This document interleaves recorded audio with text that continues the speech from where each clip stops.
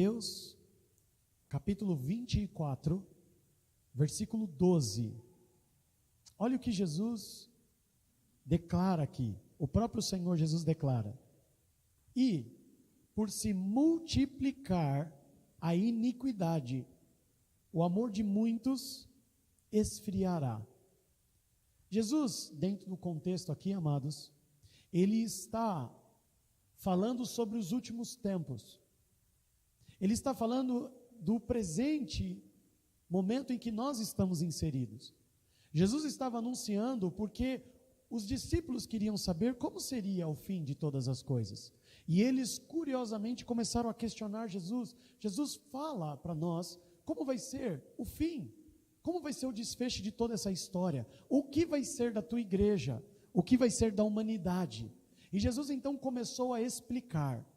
Jesus começou a falar sobre guerras, muitos conflitos, e que no fim dos tempos isso seria marcante.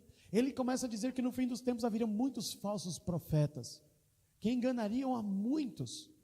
E quando ele está falando sobre isso, ele fala de uma coisa que existirá no fim dos tempos. Ele fala que a iniquidade e o pecado vai crescer de uma tão grande forma na terra, que o efeito deste crescimento do pecado será a frieza do amor, a escassez do amor.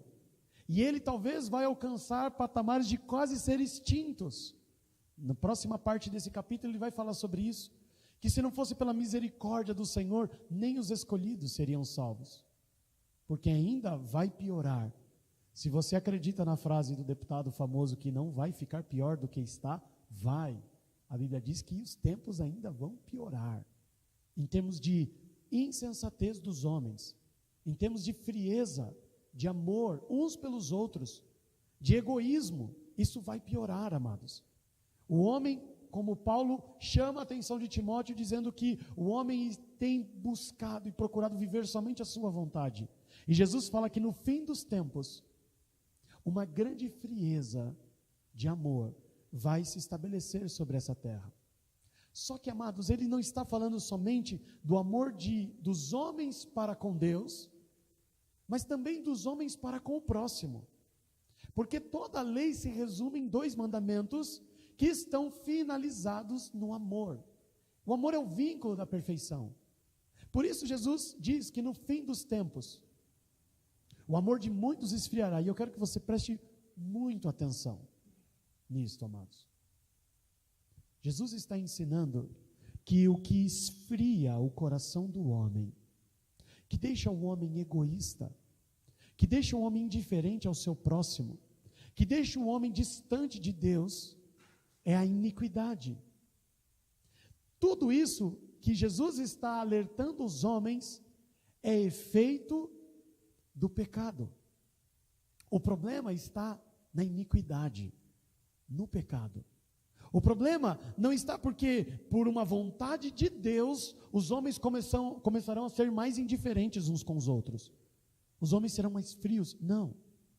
É porque os próprios vão preferir o pecado do que viver a vontade do Senhor. Isto é efeito do pecado. Logo entendemos que se não andarmos por este caminho, nós não iremos viver esta frieza. Nós não estaremos inseridos com essa grande, imensa maioria de homens e mulheres que têm os seus corações, amados, mergulhados na frieza, da indiferença, da falta de amor para com o próximo e também para com Deus. Tudo isto é consequência do efeito do pecado. O que Jesus está dizendo é que o pecado me impede de amar ao próximo. O pecado me impede de amar a Deus. Não é que o pecado, pura e simplesmente, faz eu simplesmente mudar de ideia. O efeito do pecado na minha vida, o efeito do pecado na vida do homem, dificulta ele amar o próximo, perdoar o próximo e também se relacionar com Deus. Por se multiplicar a iniquidade e o pecado. Por consequência, é uma fórmula. Quanto mais pecado, quanto mais iniquidade, menos amor para com os homens e para com Deus. É por isso que aquele que abandona, larga a mão do arado, olha para trás e volta a viver e comer as bolotas dos porcos, esta pessoa, ela passa a ser indiferente não somente com o próximo, mas com Deus também. Dificilmente você vai ver um cristão desviado, dificilmente. Eu nunca vi, eu não vou dizer todos porque eu não conheço todos, mas todos que eu conheço, quando ele se desvia do caminho do Senhor, e ele é convicto disso, ele fala, não, eu sou desviado, eu estou errado, eu preciso me consertar, eu estou falando destes. Dificilmente você vai ver um cristão desviado, crescendo, melhorando o seu relacionamento com os seus pais, crescendo e aumentando. Olha, eu não vou mais naquela igreja, mas a minha relação com Deus está maravilhosa. O egoísmo é consequência, amados, do aumento do pecado. Eu quero dividir hoje até o nosso sermão em duas partes. Quero esclarecer aos irmãos, em primeiro lugar, o que é pecado. O que é pecado? Porque muitas vezes nós enxergamos o pecado de uma forma errada, e entendemos ele da forma errada, e tratamos ele da forma errada. E quando nós encontramos alguém que está inserido no pecado, confesso, nós também não sabemos como lidar e tratar com ele. É interessante que o nosso pecado, os nossos erros, as nossas falhas, nós temos uma facilidade imensa de administrar e conviver com ele. Mas já o pecado, os erros e as falhas do próximo é inconcebível para nós. A palavra de Deus nos ensina que se nós temos que murmurar e nos queixar de algo, que seja dos nossos próprios pecados. Se você quer se queixar de algo, queixe-se dos teus pecados. Queixe das tuas falhas, da tua imperfeição. Se é isto que você quer ter motivo para reclamar, fique à vontade, reclame de você mesmo. Reclame de todas as vezes que você gostaria, como Paulo fala em Romanos 7, de fazer algo, mas quando vê, você já fez aquilo que não queria. Reclame de você mesmo. Mas vamos entender, e eu procurei, amados, até criar uma sequência para vocês não se perderem aí e encontrar as passagens. Nós estamos em Mateus, eu gostaria que os irmãos estivessem abrindo a Bíblia em Romanos capítulo 8. Então passa Mateus, Marcos, Lucas, João, Atos. Depois de passar Atos dos Apóstolos, você vai chegar no livro de Romanos, capítulo 8. Para muitos teólogos, e eu concordo com isso, amados, o livro de Romanos, se toda a Bíblia fosse perdida e tivéssemos a opção de escolher um livro para preservar, o livro de Romanos é a melhor escolha, porque ele é o livro que relata mais sobre esta relação do pecado, da conversão e da nossa relação com Deus, das necessidades de convivência nossa com Deus e de mortificar o corpo do pecado constantemente. Romanos capítulo 8, do versículo 1 até o versículo 8 eu vou ler com os irmãos, diz assim, portanto, agora, todos acharam? Vou esperar um pouquinho, ok? Vamos lá, Romanos capítulo 8, versículo 1, portanto, agora, nenhuma condenação há para os que estão em Cristo Jesus, que não andam mais segundo a carne, mas segundo o Espírito. Grava isso. 2, porque a lei do Espírito de vida em Cristo Jesus me livrou da lei, preste atenção nesse termo, da lei do pecado e da morte. 3, portanto que era impossível a lei, visto como estava enferma pela carne, Deus enviou a seu Filho, em semelhança da carne, do pecado, pelo pecado condenou o pecado na carne. 4, para que a justiça da lei se cumprisse em nós, que não andamos segundo a carne, mas segundo o Espírito, porque os que são segundo a carne inclinam-se para as coisas da carne, mas os que são segundo o Espírito para as coisas do Espírito. 6, porque a inclinação da carne é morte, mas a inclinação do Espírito é vida e paz. Olha agora o versículo 8. Portanto, os que estão na carne não podem agradar a Deus. Vamos entender o que Paulo está dizendo aqui. Portanto, agora nenhuma condenação há para os que estão em Cristo Jesus. Mas isto não é uma convicção declarada. Não é porque eu falo, eu estou em Cristo, que eu realmente estou. Não é porque eu acho que eu estou em Cristo, que realmente eu estou. Não é porque eu estou convicto disso, não é porque eu creio nisso, não é porque não, eu sou de Cristo. Não, Paulo está mostrando que não é porque eu falo. As minhas atitudes precisam demonstrar que eu sou de Cristo. E ele usa duas maneiras de explicar isso. Ele fala que se você ainda anda na carne, você não tem como compartilhar. Se você ainda anda na carne, você ainda não anda no Espírito. E se você anda no Espírito, é impossível que você esteja andando na carne. Quando andamos na carne, nós nos inclinamos a ela e fazemos a sua vontade. Porém, quando andamos em Espírito, nós cumprimos a vontade dele. É possível nós estarmos aqui, servindo a Deus, buscando, lendo e ainda não estar vivendo o querer de Deus? Sim, amados. Eu vou dar alguns exemplos para você pensar. Jesus declara que aquele que beber, recentemente eu falei sobre isso, aquele que beber da sua água, da sua fonte, nunca mais tornará a ter sede. E não está falando desta água.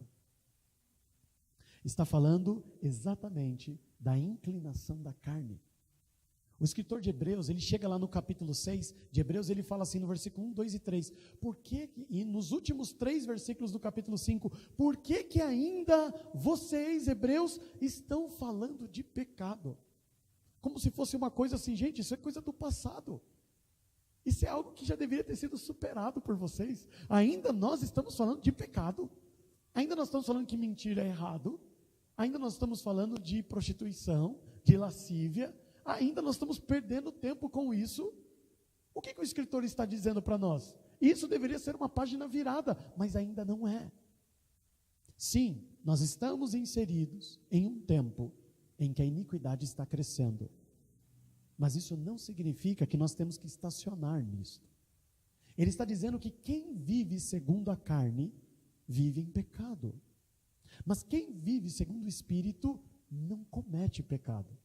Muitas pessoas acreditam que é impossível você não pecar. Então nós temos que rasgar algumas partes da Bíblia que diz, não peque. Não deve pecar. A Bíblia repete isso em várias vezes.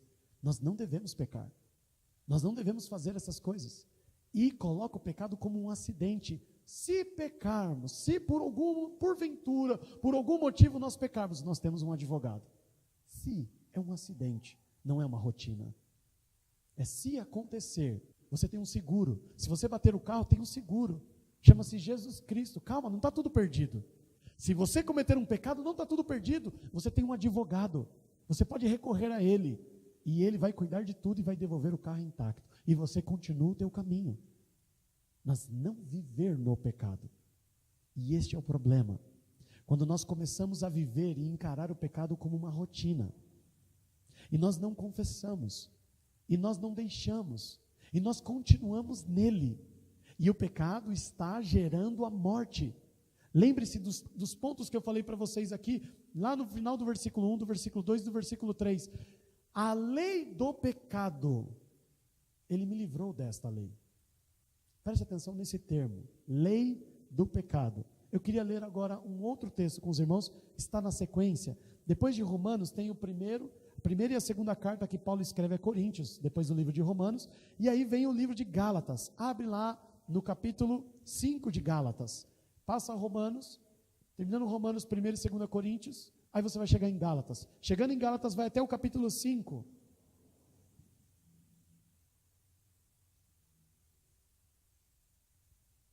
Preste atenção nisso. Fazer a vontade da carne é pecado. Isto é o pecado. O que é pecar? Quando eu faço a vontade da carne. E eu quero que vocês prestem atenção em algo. Não confunda a satisfação da carne com a satisfação da sua alma. Vou explicar o que é isso. Muitas vezes nós queremos fazer algo que é errado. E nós acabamos cedendo e fazendo. E por pouco tempo desfrutamos do prazer de cumprir a vontade da carne. Este prazer, ele é da carne, não é da tua alma.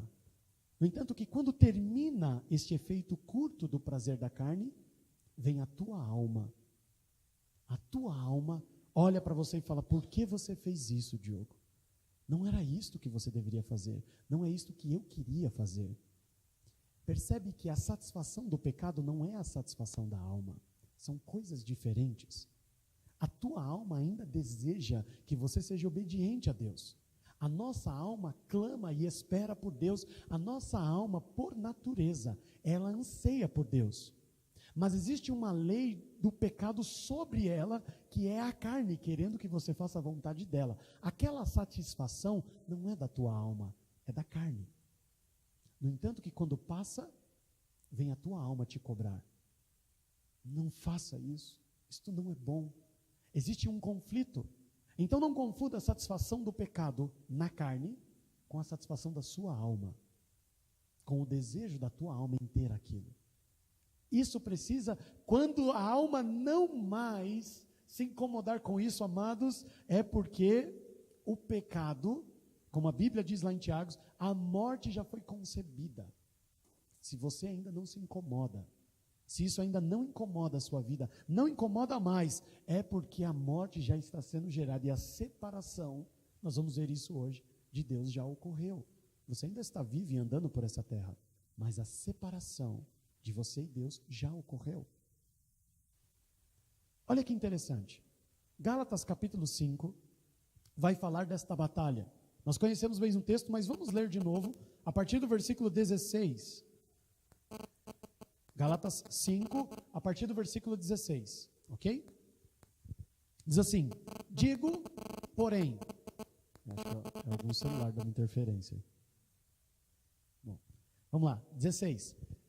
Digo, porém, andai em espírito, e não cumprireis a concupiscência da carne, o desejo da carne, porque a carne cobiça contra o espírito, e o espírito contra a carne, e estes opõem-se um ao outro, para que não façais o que quereis. Mas, se sois guiados pelo Espírito, não estáis debaixo da lei. 19. Porque as obras da carne são manifestas, as quais são prostituição, impureza, lascívia, idolatria, feitiçaria, inimizades, porfias, emulações, iras, pelejas, dissensões, heresias, invejas, homicídio, bebedice e glutonaria, e coisas semelhantes a esta, acerca das quais vos declaro, como já antes vos disse, que os que cometem tais coisas não herdarão o reino de Deus. Mas o fruto do Espírito é o amor, alegria, paz, longanimidade, benignidade, bondade, fé, mansidão e temperança. Contra estas coisas não há lei do pecado. Não é a lei de Moisés, é aquela lei que Paulo fala lá em Romanos 8. A lei do pecado. O que é uma lei?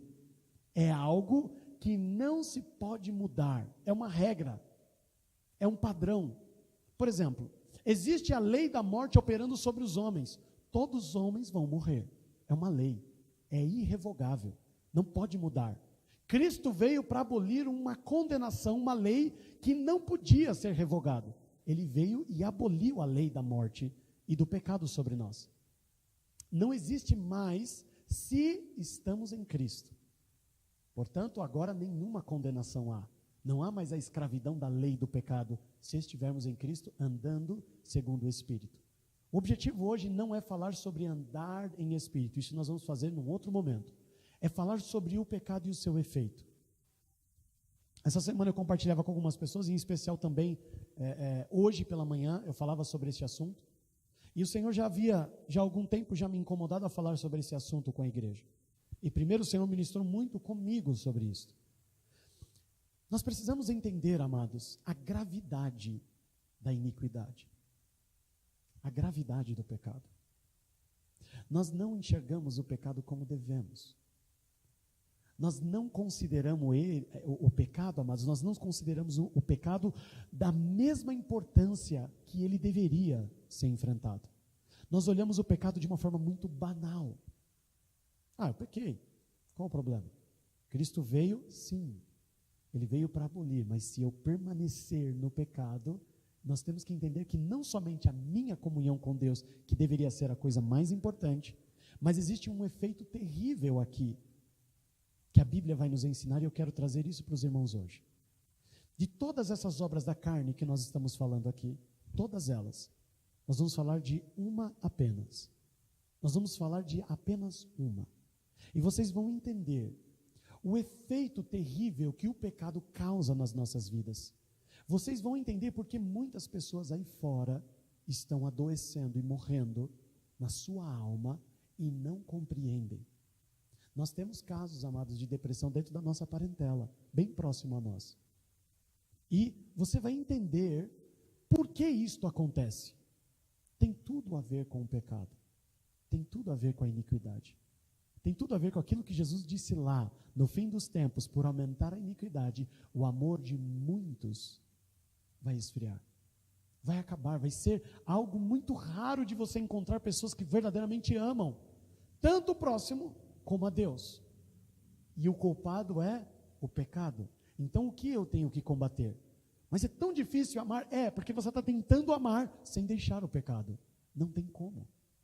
O pecado, ele me deixa neutralizado. Ele me deixa simplesmente imune. Eu não consigo amar. Eu não consigo, porque se não deixar a iniquidade, o pecado não for abolido da minha vida, não adianta eu querer amar. Vai ser um esforço totalmente desnecessário. Você não vai conseguir crescer. Você não vai conseguir amar mesmo, vai conseguir perdoar. Porque você vai amar a partir do momento que você deixar a iniquidade. Nós vamos pegar apenas um exemplo. Eu estou fazendo um estudo com um casal, todos os domingos pela manhã, e temos uma sequência. E hoje, por coincidência, caiu exatamente no exemplo que nós vamos falar hoje. Não foi planejado. E hoje nós vamos falar exatamente sobre um exemplo, que é a ira. Uma coisa que eu sei que aqui não acontece, é raro. Mas a gente sabe que tem gente lá fora que passa por isso. E a ira é uma obra da carne. A ira é um instrumento que muitas vezes Satanás se aproveita deste elemento para nos distanciar de Deus e do seu propósito. E nós vamos ver o efeito deste item nas nossas vidas. A ira, como nós vemos aqui no versículo 20, ela é uma obra da carne. Nós estamos aqui em Gálatas. O próximo livro é o livro de Efésios, ok? É isso? Vamos abrir as nossas Bíblias em Efésios capítulo 4. Eu procurei até fazer uma sequência para vocês não se perderem. Efésios capítulo 4, versículo 26. Diz assim: irai-vos e não pequeis. Não se ponha o sol sobre a vossa ira. Preste atenção. Parece contraditório, porque o mesmo Paulo fala em Gálatas que a ira é uma obra da carne, e quem comete essas coisas não herdará o reino de Deus. Mas aqui ele fala assim, viu, você pode se irar. Entenda, amados, a ira é algo que você não consegue impedir ela de nascer no teu coração. Você não impede. Você não impede. Alguém pisa no seu pé, é automático, dependendo do dia e do momento, é automático, vir no teu coração raiva. Você não controla isso. É impossível você impedir que a ira venha nascer. Você passa por uma situação, escuta algo, toma uma fechada no trânsito, primeira reação sua é se irar. Você não consegue impedir isso. É isso que Paulo está falando aqui. Impedir que esse sentimento venha no teu coração é impossível. A carne vai produzir a ira. Até aí não há problema algum. O que ele fala? Você pode se irar, mas isso não te dá carta branca, um cheque em branco assinado para você poder pecar. Já que Deus me permite irar, já que Deus me fez de um jeito que eu não consigo impedir que a ira venha nascer no meu coração, é espontâneo, então eu posso pecar. Não, eu posso me irar, mas isso não significa que eu devo pecar. Eu estou com raiva, mas o que eu faço? Eu não posso partir para o pecado. E aí que causa muitas divisões familiares. Tem um almoço familiar no domingo, E aí um fala uma coisa que o outro não gostou, deixa o outro nervoso, deixa o outro bravo, e aí o que acontece? Vem uma discussão, briga, discute, e aí vem as ofensas. Vem aquele, eu vou falar aquilo porque eu sei que se eu falar isso, eu vou desmontar ele. Se eu falar isso aqui, eu vou quebrar as pernas dela. Aí, amados, o problema é que a ira, se ela não for, como nós aprendemos lá em Provérbios 27, 11, se eu não estou enganado, ou 12. O mundo aí fora, tá? A televisão, ela ensina o que para você? Quando você estiver muito nervoso, você tem que fazer o quê? Vai, fala, desabafa. Você tem que falar mesmo, você está nervoso, vai lá, desabafa que faz bem. Se você ficar segurando esse negócio, vai fazer mal para você. E aí, Provérbios, Salomão vem e fala o quê? Fala assim, o tolo expande toda a sua ira. Ele vai lá e desabafa. O sábio não. Diz que ele reprime, ele sufoca até ela desaparecer. Ele controla ela. O mundo te ensina a desabafar. O Senhor diz que sábio é aquele que pega a sua ira e ele sufoca em si mesmo até ela desaparecer. Até ela sumir. Isso é sabedoria. Eu posso me irar, mas isso não me dá autorização a pecar, a machucar as pessoas, a ofender, a usar palavras torpes para destruir as pessoas, a planejar, porque se a ira, preste atenção, amados, a ira pode me conduzir ao pecado, sim. E existe um outro ponto que ele coloca aqui, ele fala assim, também existe um outro problema, se a ira permanecer dentro de você, é que ela vai gerar outras brechas. Eu gosto sempre de, quando eu ministro aqui, usar isso. Você já ouviu aquele versículo falando assim, não deis lugar ao diabo? É o próximo. É o versículo 27. Por que ele está falando, não deis lugar ao diabo? Porque quando eu estou irado, e tudo bem, eu não pequei, eu me segurei, eu não falei, eu guardei, mas se eu não anular, se eu não tirar, e se eu não esquecer este assunto, se eu não me ocupar com outras coisas, mas eu cultivar essa ira, e o sol se põe, o tempo passa, os dias passam, a semana, os anos passam, e eu continuo cultivando aquilo. A Bíblia diz que eu estou dando lugar ao diabo. E quando você dá lugar ao diabo, não sei o que você entende sobre isso. Sabe o que é dar lugar? É você sair da sua posição e dar a sua posição para que ele venha. Você está dando lugar aqui dentro.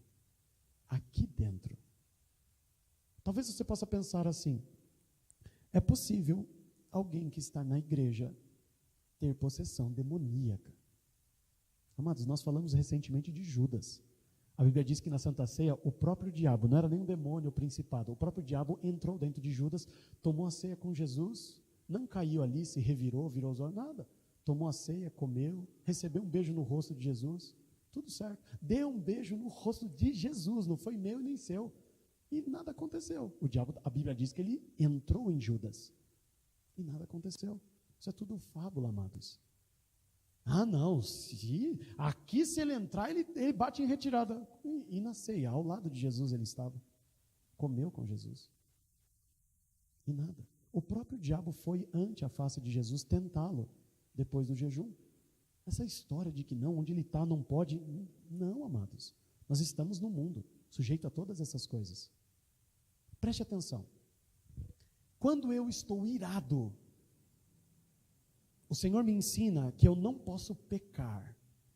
Eu tenho que me controlar para não bater em alguém, para não ofender alguém, para não machucar alguém, para não ferir de N formas a pessoa, o próximo, porque eu estou irado. Não posso pecar. Tudo bem, eu consegui me controlar e eu não pequei, mas existe um outro problema. E essa ira tem que sair de dentro de você. Você tem que anular isso. Tem que jogar água nessa fogueira, apaga esse fogo, esquece isso. Se ocupa com outras coisas. Não fica remoendo isso, porque remoer isso vai ser uma porta que você está abrindo para o diabo entrar na sua vida. E ele entra. E ele destrói. Vou dar um exemplo aos irmãos. A Bíblia nos mostra, amados, diversas situações que relata isso. Nós temos um homem chamado Saul. Só para lembrar vocês, Saul foi levantado segundo a vontade de Deus. não foi aleatório. Não foi unidunité e caiu em Saul. Ele falou, você vai em tal lugar e você vai ungir este homem a Samuel. E Samuel ungiu Saul como rei. E a Bíblia mostra, e eu já falei isso inúmeras vezes aqui, que Saul demonstrava ser um homem humilde. Ele não entendia porque ele tinha que ser rei. Ele era o menor, a família dele era a mais pobre da menor das tribos. Ele fala isso. Eu ser rei, o primeiro rei de Israel, sendo da menor tribo e a menor das famílias da menor tribo, ou seja, eu sou a pessoa mais insignificante de todo o povo, e eu vou ser levantado rei. Ele era humilde. Ele começou bem. Ele começou no espírito, se é que podemos falar. Ele não começou na carne. Humilde, servindo a Deus. A pergunta que eu faço a vocês é, em que momento Saul começou a cair? Em que momento? Quando ele foi consultar aquela feiticeira. Não foi. Quando ele começou a perseguir Davi, querer matar Davi. Não. Tudo começa, amados, se você voltar lá e estudar a história de Saul, Davi vem e vence Golias. Até aí, Saul vivia uma vida em paz. De repente, os filisteus se levantam contra o povo dele. E ele, por incredulidade, não confiou no Senhor. Então foi incredulidade? Não foi. Davi vai e vence o gigante. Vence o gigante. Ok, maravilha. Só que acontece algo. Davi, por vencer o gigante, começa a gerar um incômodo. O povo começa a amar Davi. Davi, por tua causa, meus filhos não se tornaram escravos. E o povo então começa a engrandecer Davi. E isso começa a incomodar Saul. E as mulheres criam um cântico. E ali é o divisor de águas na vida de Saul. E elas começam a dizer que, olha, Saul é um grande guerreiro, matou milhares. Mas Davi matou 10 vezes milhares. Eles começam a então suscitar um sentimento dentro do coração de Saul, de ira. E Saul começa a ficar irado. E ele começa a sentir raiva e ódio de Davi. E diferente daquilo que Paulo nos ensina aqui no versículo 26, de Efésios 4, o sol se põe, o tempo passa, e ele continua com raiva de Davi. E aí sabe o que acontece? Se você ler lá com muita atenção e com muita calma, você vai ver que a Bíblia diz que Deus permitiu que um espírito maligno entrasse nele. Eu quero, amados, segure onde vocês estão, não precisem abrir lá, eu vou ler para os irmãos aqui exatamente, até para ficar registrado a passagem. Nós temos o capítulo 17 de 1 Samuel que fala, de Davi vencendo. Vem no capítulo 18 falando sobre o pós-vitória, a amizade de Davi com Jonatas. E lá no versículo 7 e versículo 8 do capítulo 18 de 1 Samuel diz assim: e as mulheres tangendo se respondiam umas às outras dizendo, Saul feriu seus milhares, porém Davi seus 10 milhares. Então Saul se indignou muito, com muita raiva, quando ele ouvia isso. E aí olha o que acontece. E aquela palavra pareceu mal aos seus olhos e disse: 10 milhares deram a Davi, e a mim somente milhares. Na verdade, o que lhe falta? Senão só o reino? O que vocês querem? Vocês querem que eu dê a coroa para ele? É só isso que está faltando. Agora presta atenção no versículo 9. E, desde aquele dia em diante, Saul tinha Davi em suspeita. O amor não suspeita mal. Não existia amor dele para com Davi. Ele acabou de salvar o seu pescoço. E ele não amava Davi, e agora estava irado, obra da carne, cultivando isso. A Bíblia diz que o tempo passava e ele ficava ali observando Davi, com raiva de Davi. Versículo 10, e aconteceu outro dia que um mau espírito da parte de Deus, não é do diabo, da parte de Deus, um mau espírito da parte de Deus se apoderou de Saul, e ele nunca mais teve paz. Ele vivia atormentado. A Bíblia registra o primeiro caso de depressão. Por que você acha que o pecado não tem importância? Não deis lugar ao diabo. Saul deu lugar. Ele começou a se irar. E ele começou a cultivar esse ódio, esta raiva. E isto fez com que Deus não pode... mas não foi Deus que colocou? Amados, vamos lembrar algo bíblico. O diabo ele vai diante do Senhor requerer algumas coisas. E Deus não pode impedir.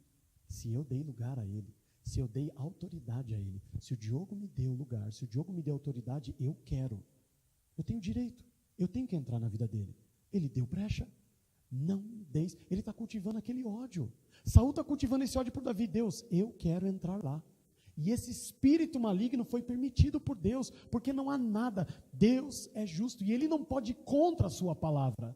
Esse espírito entra em Saul e ele começa a viver atormentado. A Bíblia diz que ele tinha dificuldades para dormir.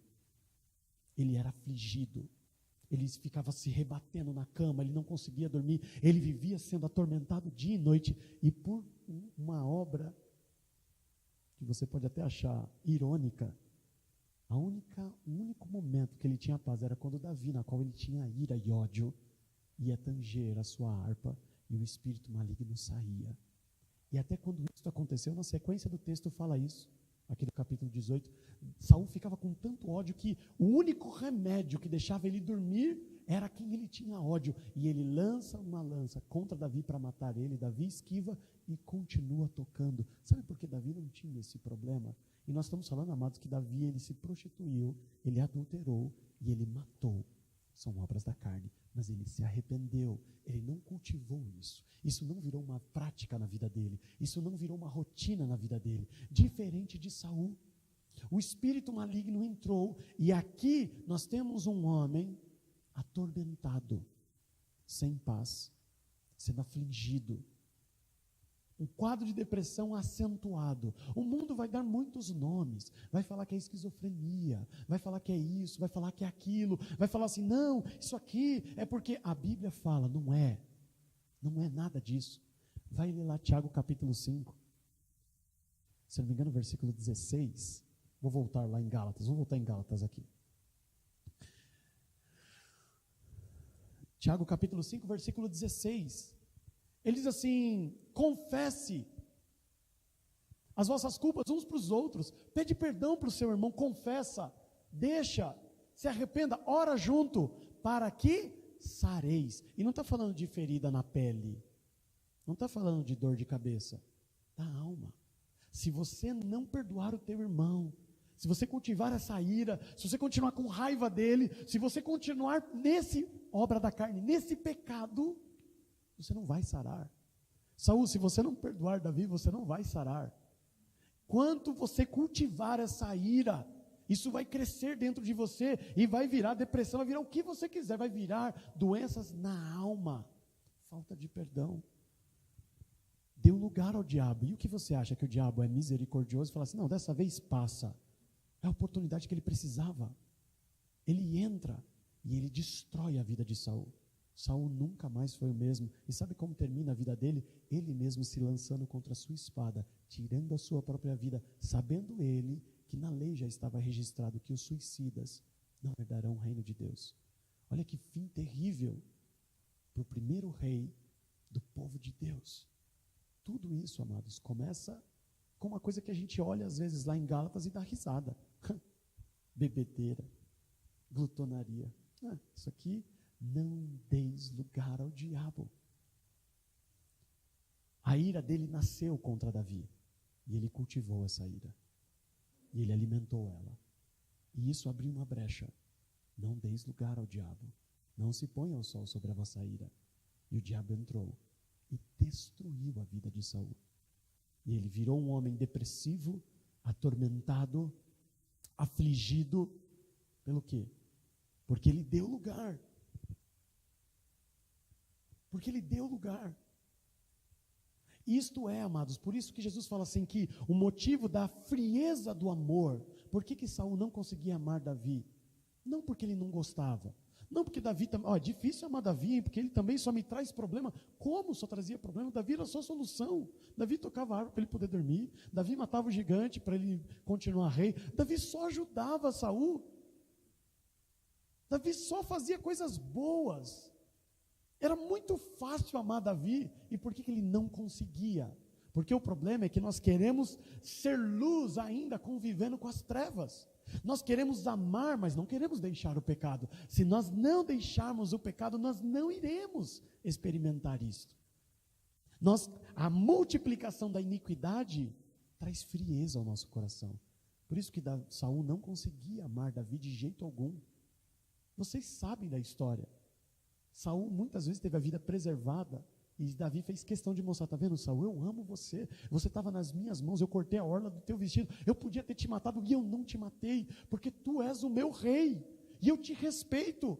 Saul, numa fração de segundos, como muitas vezes o homem, ele cai em si, e ele fala: é verdade. No dia seguinte, eu quero matar Saul, eu quero matar Davi, eu vou atrás dele. E ele começava uma empreitada de novo para tentar matar Davi. Ele não anulava aquela ira. Ele deixava aquela ira crescer e ser cultivada no seu coração. Ódio, rancor, desprezo. E isso, amados, é um veneno que ele mesmo está tomando para a vida dele. E foi por este motivo que o amor não foi mais encontrado em Saul. Foi porque a iniquidade, amados, e o que é iniquidade? Pecado. O que é pecado? Obras da carne. Quando eu faço a vontade dela, eu estou dando lugar ao diabo. Por isso que existem muitas pessoas, porque não conseguem perdoar, porque o seu coração se enche de ira, de inveja, estão hoje acamados, estão vivendo em depressão, a sua alma está doente. Todos os casos que eu conheço, eu não conheço todos, mas todos os que eu conheço de depressão estão aqui. Não perdoam. Eu tive a oportunidade de conversar com uma pessoa da nossa parentela. E quando eu comecei a falar: viu, mas por que você se culpa tanto? Eu fiz muitas coisas no meu passado. Eu fiz coisas terríveis. Ele nunca perdoou, ele nunca esqueceu, ele cultiva isso. Eu fui roubado por gente do meu sangue. Nunca esqueceu. Tem ódio, tem raiva, tem ira. É por isso, deu brecha. Aquele espírito que atormentava Saul também está na vida dele, tirando a vida, a paz, a saúde, tudo. E a alma está definhando, o corpo está definhando e está às portas da morte. Mas se ele não perdoar, se ele não confessar, não vai ser sarado. Não há nada que possamos fazer. Você pode orar, você pode clamar: Senhor, misericórdia, mas se ele não perdoar, se ele não confessar, se ele continuar deixando que o sol se ponha sobre a ira dele, se ele continuar cultivando, nós temos que atacar isto, amados, as obras da carne. Não precisa se preocupar: eu tenho que amar, então eu tenho que ir lá, eu tenho que aturar, eu tenho que engolir, eu tenho que... Não, você não vai conseguir. Você tem que atacar o pecado. Pecado é obras da carne. Aquilo que nós lemos em Gálatas 5:19 e 20. Tem que atacar aquilo. Tem que avançar contra aquilo. Não, eu não vou mirar. Eu vou controlar a minha ira. Se esforça quanto a isso. Eu não vou ficar com raiva. Eu não vou. Se você observar, todos aqueles sentimentos se opõem a Coríntios 13, quando fala sobre o que é o amor. Suspeitar mal. Nós vimos. Saul então suspeitava de Davi o tempo todo. Ele não amava. E ele cultivava essa ira. A palavra de Deus diz em João, e eu queria que os irmãos abrissem lá no Evangelho de João, volte um pouquinho. Essa é uma declaração que você vai ver, João 13, em outras passagens bíblicas, em outros livros, também, de uma outra maneira, mas essa é a mais marcante porque é o próprio Senhor Jesus que declara em João 13, Mateus, Marcos, Lucas, João, quarto Evangelho, João capítulo 13. Diz o que aí no versículo 35? Um novo mandamento vos dou, que vos ameis uns aos outros como eu vos amei a vós, que também vós uns aos outros vos ameis. 34, né? Agora o 35. Nisto todos conhecerão que sois meus discípulos, se vos amardes uns aos outros. Então é só amar o próximo? Mas é impossível amar estando na iniquidade. Lembra o que Jesus falou lá em Mateus? Por aumentar, por se multiplicar a iniquidade, o amor de muitos esfriaria. Então não queira amar Não acha que você, por forçar, por tentar, por lutar, por combater, não, eu vou dar um jeito, Senhor, eu vou aprender a amar o meu próximo, eu vou aprender, eu vou dar um jeito, o Senhor vai ver, eu vou conseguir vencer isto. Não vai, se não deixar a iniquidade. Esquece o amor, ele é uma consequência natural. É um mandamento, eu tenho que amar, mas você não vai conseguir amar ainda vivendo segundo a carne. Ainda vivendo debaixo da lei e a opressão do pecado, da concupiscência da carne. O efeito do pecado nas nossas vidas é devastador, amados. Saul não percebia isso. Saul tinha raiva, ódio, ira contra Davi, mas ele não percebia que aquele tormento que ele enfrentava tinha a ver com isso. Ele achava que, não sei, meu pai acho que teve isso também. Porque a gente hoje é muito cobrado, existe muita pressão, existe muita coisa, por isso a gente vive muito estressado. Isso deve ser consequência do estresse. Amados, nós não vivemos mais estressados que Moisés. Moisés tinha motivos muito maiores para se estressar, comparado à nossa vida. Eu acho fascinante a história de Moisés, amados. O cara morar numa tenda, no meio de um povo que odiava ele, queria matar ele o tempo todo. Isso foi só por 40 anos. Queria matar ele, e ele dormia como uma pedra. Ele deitava, dormia, repousava. Em paz eu repousei, dormi e acordei, porque o Senhor cuida de mim. E em volta, as pessoas querendo matar ele. Faziam complô, levantava, 25 mil levantavam lá, queriam fazer um complô para derrubar ele, e ele não, ele falou assim, tá bom, o que vocês querem? Não, nós estamos indignados, isso está errado, não é assim. De repente o chão abria, engolia, matava todo mundo. Tá bom, o resto do povo, e vocês, o que vocês querem fazer? Não, Moisés, está tudo certo, vamos seguir. No dia seguinte, com raiva dele, com ódio dele, esses que estavam cultivando a ira, estavam morrendo pelo deserto, estavam perdendo a sua paz, estavam perdendo a sua salvação, perdendo a herança prometida. Todos esses foram perdendo ao longo do caminho, todos eles, porque deixaram que a concupiscência da carne, o pecado, a iniquidade se estabelecesse na vida deles.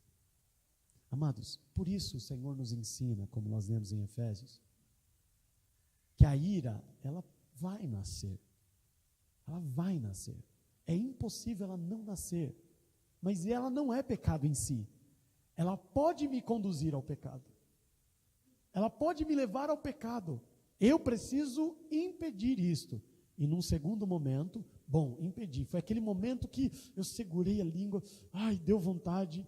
E, amados, e olha, nessa viagem eu fui provado nisso, exatamente nesse item. O que eu tomei de fechada de caminhão, coisas que eu via, assim, ficava indignado. E até um momento que eu tive que jogar o meu carro no cascalho, segurar e controlar no volante, porque um cara queria ultrapassar numa curva. E quando eu vi o caminhão vindo, vai morrer. Eu joguei, e aí ele entrou no meu lugar. E de coração, vontade de você ir atrás do cara, e você tem que controlar. E depois, esquece. Não cultiva isso. Não cultiva. Não alimenta. Esse é o problema. Isso é dar lugar ao diabo. E ele não é misericordioso, amados. Ele entra. Ele faz o que ele fez com Saul. E não importa se é rei, não importa se foi levantado por Deus, não importa se tem promessa, não importa se tem ministério, ele vai destruir tudo o que ele puder. E Deus não pode impedir, porque eu dei lugar a ele. Eu dei uma autorização, eu assinei a procuração para o diabo e disse, faz o que você quiser. Eu estou dando abertura. É a legalidade. É por isso, amados, que muitas dessas pessoas estão enfermas e não entendem o que significa depressão. É uma doença na alma porque o problema também está na alma, não é no físico. Não perdoa. Não esquece. Olha o efeito do pecado na vida de Saul. Olha o que aconteceu com um homem que tinha tudo. Tinha promessa, tinha unção do Senhor, tinha tudo, amados. Ele tinha tudo. E ele desperdiçou por quê? Porque ele simplesmente não entendeu aquilo que Jesus fala. Para encerrar, vamos voltar lá em Mateus 24.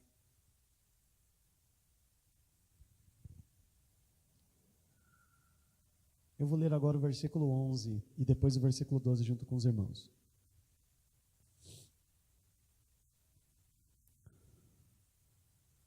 Mateus 24:11.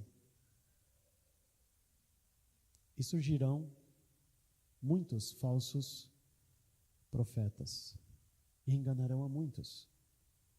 E por se multiplicar a iniquidade, o amor de muitos esfriará. Por que eu li o versículo 11 agora? Porque eu não sei, amados, o que você já aprendeu até aqui. O que te foi ensinado até aqui. Talvez você tenha outras explicações particulares da sua opinião. Mas o que a Bíblia diz é que a causa da frieza dos homens, uns para com os outros, e deles para com Deus, é o pecado. Eu não sei se as pessoas...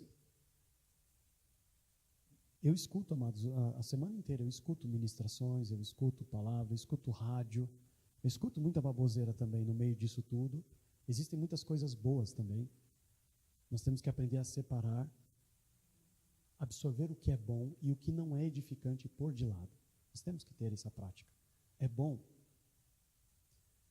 E eu vejo muitas vezes as pessoas ensinando.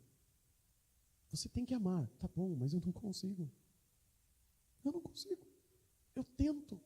Eu vou lá. Eu perdoo. Mas não consigo. No outro dia eu acordo com raiva. Aí ela espirra, volta tudo de novo. E eu começo a ter mais, volta até pior do que eu tinha antes. Porque o que se tem ensinado, amados, não é o que Jesus, ele fala que é a iniquidade que tem que ser atacada. Eu não consigo amar o próximo enquanto eu não parar de pecar contra Deus. Porque Deus é amor. Como eu vou ter uma fração de Deus? Como eu vou desfrutar dessa qualidade dele, desse dom que é dele, se eu não tenho comunhão com ele? Eu não vou ter. Eu não tenho como amar, desfrutar desse dom de Deus enquanto eu estiver em pecado, em iniquidade. É a iniquidade, amados, que tem trazido essa frieza sobre os homens. A incapacidade de amar, de perdoar. Constantemente estamos com raiva, com ódio, querendo destruir, se possível, a vida do próximo. Isso tudo vai cultivar o quê? Uma brecha para o inimigo poder entrar e fazer o que ele quiser. E ele faz. Falava inclusive agora, hoje pela manhã, da história de Pedro, amados. Por misericórdia, Jesus clamou pela vida dele, porque ele dava brechas. Jesus um dia fala para ele: Pedro, o diabo foi lá diante do Pai requerer a sua vida. Ele queria cirandar. Cirandar, amados, é um termo pesado para destruir a vida dele e a família dele. E eu falei: Pai, não. Pedro, não. Por misericórdia de vidas que oram por nós e até pelo Espírito Santo que, por gemidos inexprimidos, intercede por nós, ainda nós não fomos, amados, completamente destruídos. Mas ainda há tempo de corrigir isso. Nós precisamos olhar para o pecado e entender que o efeito dele é devastador e não nós achamos que é algo que Deus ainda está sendo misericordioso conosco. Ele está falando assim: para, esse menino salvou o teu reino, Saul. Você devia amar ele. Olha o teu filho é o melhor amigo dele. É um rapaz bom para o seu filho andar. Por que você vai ter raiva dele? Ele vai dando chances, mas se, amado, se o sol se pôr e nós continuamos a cultivar todos esses sentimentos, nós vamos dar lugar ao diabo. E vamos talvez daqui a um tempo estar como esses homens aí fora, acamados, atormentados por espíritos malignos, em depressão, seja o nome que quiser dar, porque não consegue perdoar, porque cultiva o ódio. E isso é só eu e você que podemos impedir. Nossa luta, amados, é esta. O diabo, ele se aproveita dessas situações. Ele vai mandar o cara te fechar. O cara vai te fechar, mas você tem que fazer o quê? Como aprendemos? Reprimir a ira. E eu só falei de uma obra da carne. Reprimir ela, sufocar ela, para arrancar ela de dentro de você. Para que o inimigo não tenha a autoridade para entrar e devastar as nossas vidas. Amém?